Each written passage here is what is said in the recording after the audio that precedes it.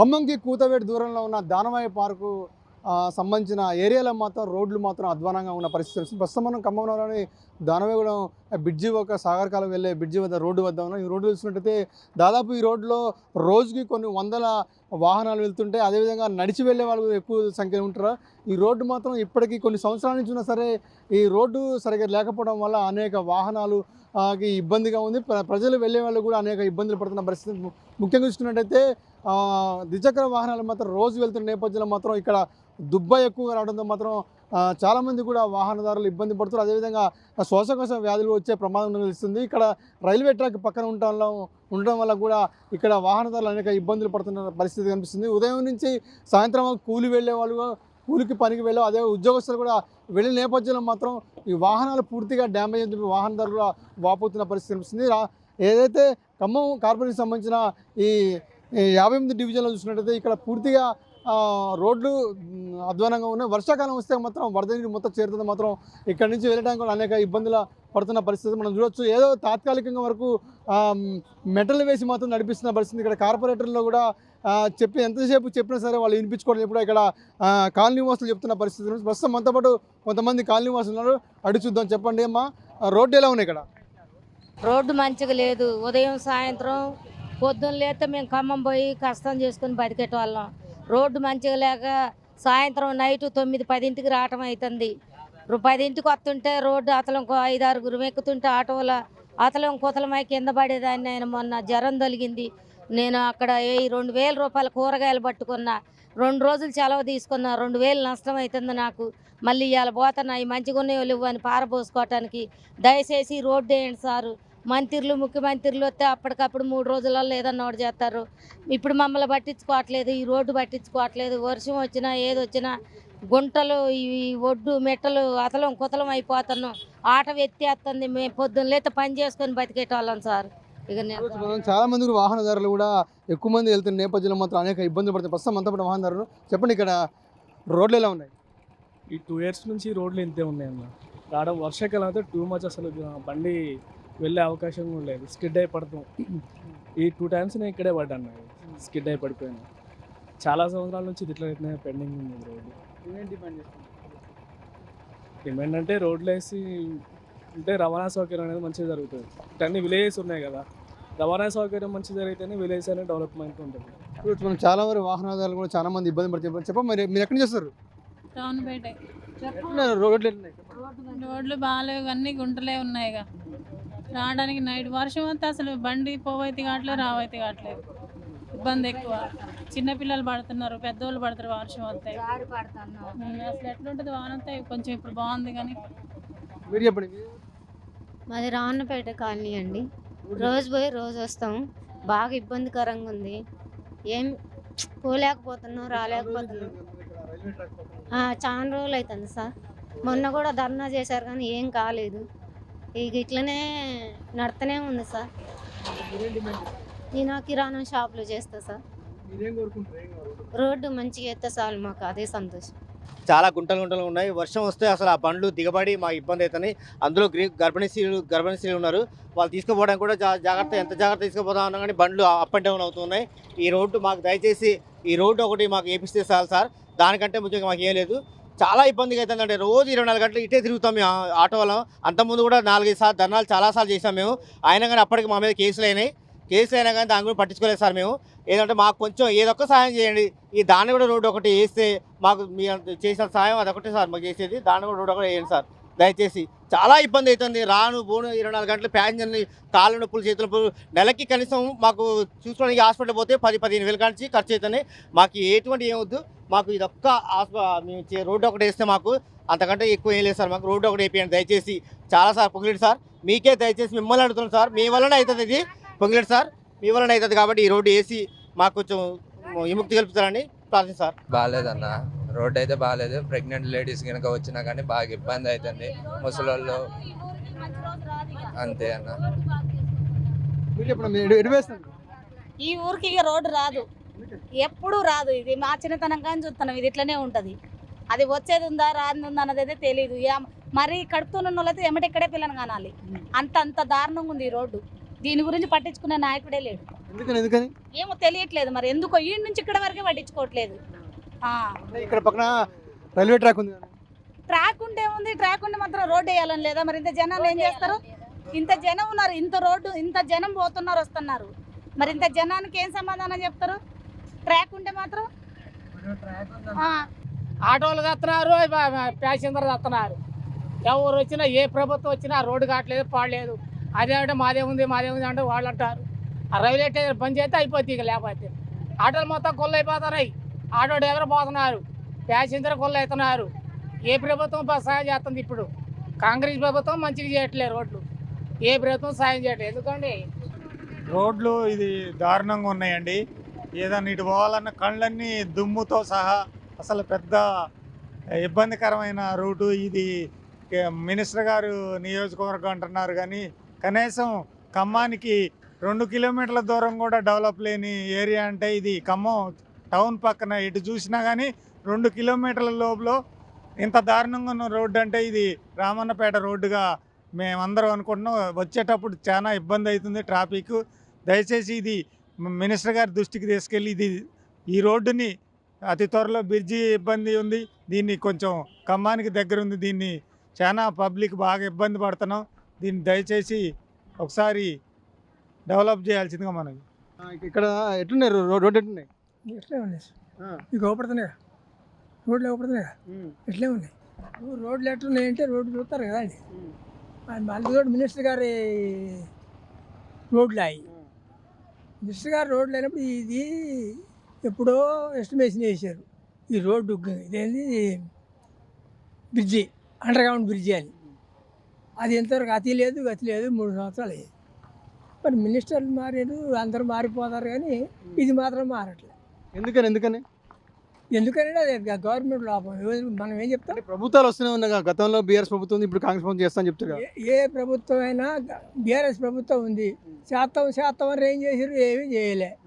శుభ్రంగా వాళ్ళు సంపాదించుకుర్రు, శుభ్రంగా మూటలు కట్టుకుర్రు, అంతా పోగు చేసుకుర్రు. మొత్తం పోగు చేసుకొని వాళ్ళు కలపడతారు. ఇప్పుడు ఆ డబ్బుల కోసం వాళ్ళు కలపడతారు.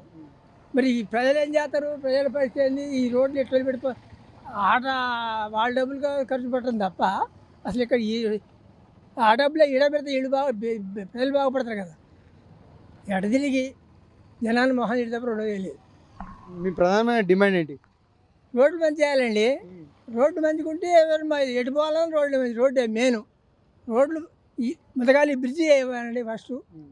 ఫస్ట్ బ్రిడ్జి వేస్తే అసలు ఈ ఏరియా బాగుపడుద్ది. ఈ ఏరియా బాగుపడకపోవడానికి కారణమే ఈ రోడ్డు.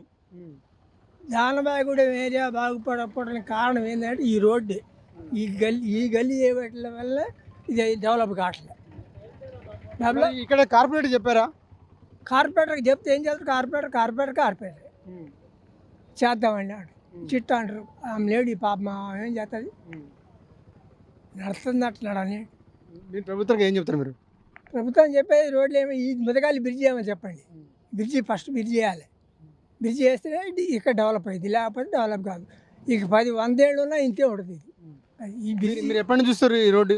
లేదా నేను 1972 నుంచి చూస్తాను. 72 నుంచి, ఇప్పుడు కాదు. అంటే ఈ పక్కన రైల్వే ట్రాక్ ఉందంటారు కదా? ఉంది, దానివల్ల ఆగిపోయింది అనుకోండి. Railway track వాడుతుందండి. రైల్వే ఉంది.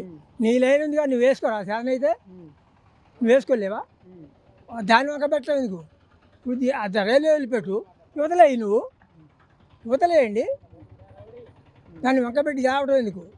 దాన్ని తీసేసి దాన్ని అవతలకైనా వేసి దాన్ని రైల్వే కూడా ఉందనుకో, వాళ్ళందరూ తీసేసుకో, యువతలని బేస్ చేసుకో.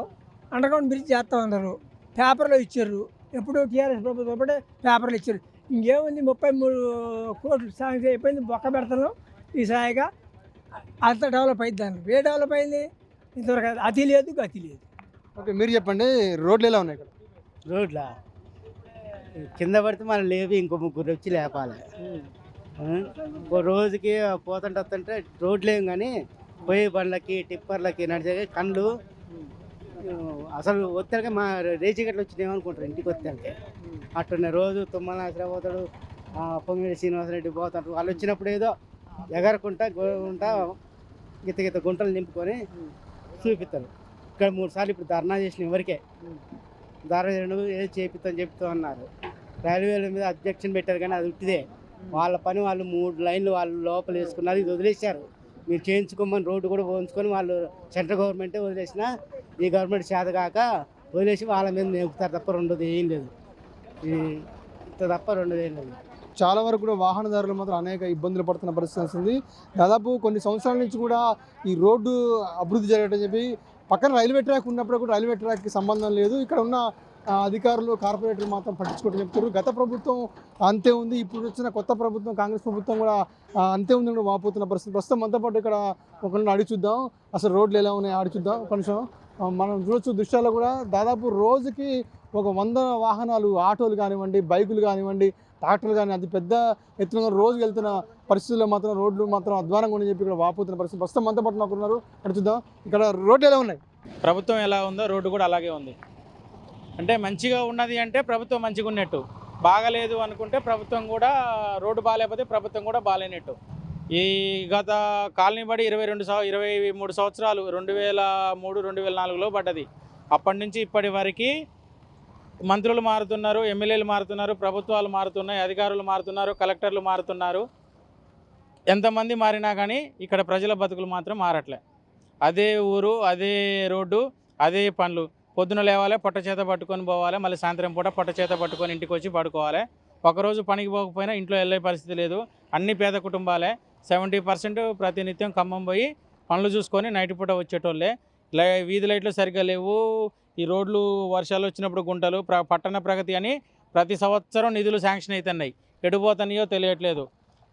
ప్రతి శివరాత్రి జాతరకి సపరేట్గా గవర్నమెంట్ నిధులు మంజూరు చేస్తుంది. శివరాత్రి జాతరకి ఆ జాతర మట్టి ఎడిపోతుందో ఆ డబ్బులు ఎడిపోతున్నాయో తెలియదు. కాంట్రాక్టర్లకి అయితే మామూలుగా పైపైన చేసి వదిలేస్తున్నారు. ప్రతి సంవత్సరం ఇదే ప్రాబ్లమ్స్. ఏదో వస్తున్నామంటే చేస్తున్నాం. రోజుకి సైకిళ్ళు, ఆటోలు, ట్రాక్టర్లు, ఇసుక ట్రాక్టర్లు, కంకర ట్రాక్టర్లు, నీకు గ్యాస్, నీకు కూరగాయలు పండ్లు అమ్మేటుకునేటోళ్ళు, వ్యాపారం చేసుకునేటోళ్ళు, నిత్యం వందల సంఖ్యలో వాహనాలు, వేల సంఖ్యలో జనాలు. నీకు ప్రతినిత్యం జైలుకు కూడా మినిమం 3-4 ట్రిప్పులు. ఖమ్మం జిల్లాలో ఉన్నటువంటి ప్రతి పోలీస్ స్టేషన్లో సంబంధించినటువంటి ఏ కేసులో అయినా సరే ఖైదీలని జైల్లో సబ్మిట్ చేయాలంటే ఈ రోడ్లో నుంచే వెళ్ళాలి. కానీ వాళ్ళ పోలీసు వాళ్ళు కూడా మస్తు ఇబ్బంది పడుతున్నారు.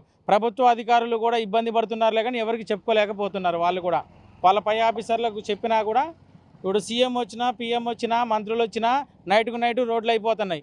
కాంట్రాక్టర్లకు ఫోన్ చేస్తారు, వచ్చి పైన మసిపూసి మారేడుకాయ చేస్తారు, వెళ్ళిపోతారు. ఎన్నిసార్లు ఫిర్యాదులు ఇచ్చినా చేద్దాం, చేస్తాం, చేద్దాం, చేస్తాం, చేద్దాం అదే మాట తప్ప చేస్తున్నా వర్కర్లు వస్తున్నారు, మీరు టీంను పంపిస్తున్నా, మీరు దగ్గరుండి పని చేయించుకోండి అని మాత్రం నోటి నుంచి రాదు. నువ్వు పోయినా, నేను పోయినా, ప్రతిపక్షం పోయినా, అధికార పక్షం పోయినా, మిత్రపక్షం పోయినా సావు కబురు చల్లగా చెప్తారు. ఏమని చెప్తారు? చేద్దాం, చేపిస్తాం, అవుతాయి, అన్నీ అయితేనే ఇవి కూడా అవుతాయి. 20 సంవత్సరాల నుంచి అదే మాట, అదే ధ్యాస తప్ప నాయకుల్లో మార్పు రావట్లేదు, అధికారుల్లో మార్పు రావట్లేదు. కొత్తగా వచ్చిన కలెక్టర్ గారు మరి ఈ ఏరియా చూశారా లేదా? వెహికల్లో వచ్చి కాకుండా ఓన్లీ బైకుల మీద, సైకిళ్ళ మీద నాయకులు అప్పుడప్పుడు పర్యటనలు చేస్తారు కదా సిటీలలో. ఏదో డెవలప్ చేస్తాము, మేము వర్కర్లు పనిచేస్తారో లేదో ఎంక్వైరీ కోసం చేస్తూనే ఉంటారు కదా. అదేదో నడక పాదయాత్ర చేసుకుంటూ ఈ ఏరియాలలో తిరిగితే ఇక్కడున్న జనాల పరిస్థితులు, ఇక్కడున్న పబ్లిక్ పరిస్థితులనే వాళ్ళకి నేరుగా తెలుస్తాయి. ఏదో ప్రెస్ వాళ్ళు, ఏదో పేపర్ వాళ్ళు ఏదో రాసి ఫోటోలు పేపర్లకు వస్తున్నాయి, ఏదో చూస్తున్నాం. అధికారులు ఫోన్ చేసి ఏందని చెప్పేసి నాయకులకు ఫోన్ చేస్తే వాళ్ళు ఏం లేదు, రోడ్లు అన్నీ బాగానే ఉన్నాయి, వాళ్ళకి ఏదో పని పాటలేక రేటింగ్ కోసం అని చెప్పేసి ప్రెస్ వాళ్ళు వచ్చి 4 ఫోటోలు తీసుకుంటారని ఏదో మసిపూసి మారేడుకాయ చేసి అధికారులు చెప్పుకొని కాలం వెళ్ళ తీసుకుంటారు తప్ప ఇక్కడ ఏపాటికి నాయకులు పని వస్తే 10 రూపాయల పనికి 100 రూపాయలు బిల్లు పెట్టుకోవటం, 80 రూపాయలు జేబులో వేసుకోవటం, గట్టిగా ఎవడన్నా క్వశ్చన్లు వేస్తే వాళ్ళ మీద అక్రమ కేసులు పెట్టి లోన్ అయిపోయటం, వాళ్ళని వేధించడం వల్ల అడిగేటోడు కూడా కరువు అయిపోయాడు. గత 2-3 సంవత్సరాల పోయినసారి మున్నేరు వరద వచ్చిన కాడి నుంచి ఇప్పటివరకు ఎంతోమంది ప్రతిపక్ష నాయకులు కానీ, అధికార పక్ష నాయకులు కానీ, మిత్రపక్ష నాయకులు కానీ, కుల సంఘాలు కానీ, ఏరియా వాళ్ళు కానీ, ఆటో డ్రైవర్లు కానీ, కార్మిక సంఘాలు కూడా ఎంతమంది ధర్నా చేసినా, ఎంతమంది ఎన్ని రకాలుగా పెట్టినా అధికారులను పిలిపించేసి అరెస్ట్ చేయటం, పిటి కేసులు పెట్టడం తప్ప చేసేది ఏమీ లేదు. వాళ్ళ మీద ఉన్న ధ్యాస ఈ రోడ్డు మీద ఉంటే బాగా డెవలప్ అయింది. ప్రభుత్వం మీ ప్రధాన డిమాండ్ ఏంటి? ప్రధాన డిమాండ్ ఏం లేదు, పేదలు ఎక్కడైతే ఉన్నారో అక్కడ డెవలప్ కావాలి. నాయకుల ఇళ్ళ ముందు, అధికారుల ఇంట్లో ఇళ్ళ ముందు, ఎమ్మెల్యేలు ఎంపీలు వాళ్ళు ఏదైనా ప్లేసులు కొన్నారంటే వాళ్ళ కాడికి నేరుగా రోడ్లు పోసుకుంటారు. ఆ పార్టీ కాదు ఈ పార్టీ కాదు, ఏ పార్టీ అయినా సరే అన్ని పార్టీలు ఒకటే. పైకి తిట్టుకున్నా కొట్టుకున్నా లోకల్ మొత్తం ఎవరు కావాలంటే వాళ్ళు సపరేట్గా ఫోన్లు చేసుకుంటారు, మాట్లాడుకుంటారు, వాళ్ళ పని వాళ్ళు చేయించుకుంటారు. కానీ పేదలు మాత్రం పేద లెక్కనే ఉంటారు. కొట్లాడేటోళ్ళు పేదల కోసం కొట్లాడుతున్నా అని చెప్పుకుంటారు, చేసేటోళ్ళు పేదలకు చేస్తున్నాం అని చెప్పుకుంటారు. కానీ పేదలకు ఎప్పుడు ఎవరు ఏ పార్టీలు కూడా చేయదు. నీకు మొత్తం పాలకులు అధికారులు వీళ్ళు చూసుకోవడమే సరిపోద్ది. ఓకే, మొత్తం చూసినట్టయితే ఏదైతే మనం చూడొచ్చు, ఖమ్మంకి కొత్తపేట దూరంలో ఉన్న దానమయ్య పార్కు వద్ద చూసుకున్నట్టయితే మాత్రం వాహనదారులు మాత్రం అనేక ఇబ్బందులు పడుతున్న పరిస్థితి ఉంది. ఉదయం నుంచి సాయంత్రం వరకు రొక్కాడితే డొక్కాడనే పరిస్థితుల్లో వాళ్ళు పనులకు వెళ్ళి వచ్చే సమయంలో మాత్రం ఈ వాహనాలు ఇక్కడి నుంచి వెళ్ళడం లోపం వాహనాలు వెళ్తున్న నేపథ్యంలో మాత్రం ఆ రోడ్లు బాగా డ్యామేజ్ కావడంతో బండ్లు ఎగురుకుంటూ పోతున్న నేపథ్యంలో మాత్రం చాలామంది ఇబ్బంది పడుతున్నారు. ముఖ్యంగా చూసుకున్నట్టయితే గర్భిణీ స్త్రీలు డెలివరీ కానీ హాస్పిటల్కి వెళ్ళాల్సిన పరిస్థితుల్లో మాత్రం అత్యవసర పరిస్థితుల్లో అర్ధరాత్రి సమయాల్లో కూడా ఇక్కడి నుంచి ఆటోలో వెళ్ళే సమయంలో మాత్రం అనేక ఇబ్బందులు పడుతుందని చెప్పి వాపోతున్న పరిస్థితి అనిపిస్తుంది. ప్రధానంగా అయితే చిన్నపిల్లలుగా స్కూల్స్కి వెళ్ళేవాళ్ళు కానీ, అదేవిధంగా కూలీనాలు వెళ్ళేది కానీ, వృద్ధులు కానివ్వండి, రోజుకి వేల సంఖ్యలో ఇక్కడ వాహనాలతో వెళ్ళే వాళ్ళ పరిస్థితి ఎక్కువ ఉన్న నేపథ్యంలో మాత్రం ఇక్కడ దాదాపు 20 సంవత్సరాల నుంచి కూడా ఇక్కడ ఈ రోడ్డు వేయకపోవడం మాత్రం ఇక్కడ చాలామంది ఇక్కడ నగరవాసులు మాత్రం ఆవేదన వ్యక్తం చేస్తున్న పరిస్థితి కనిపిస్తుంది. ఇప్పటికైనా సరే ఈ రోడ్లు వేయాలని చెప్తారు. గత ప్రభుత్వం బీఆర్ఎస్ ప్రభుత్వం చేయలేదు, కానీ ఇప్పుడు కాంగ్రెస్ ప్రభుత్వం కొత్తగా వచ్చిన నేపథ్యంలో మాత్రం ఏదైతే మంత్రి పొంగులేటి శ్రీనివాసరెడ్డి ఉన్న నియోజకవర్గంలో కూడా రోడ్లు ఇంత అధ్వానంగా ఉన్నాయనే అనేది కూడా వాళ్ళు వాపోతున్న పరిస్థితి.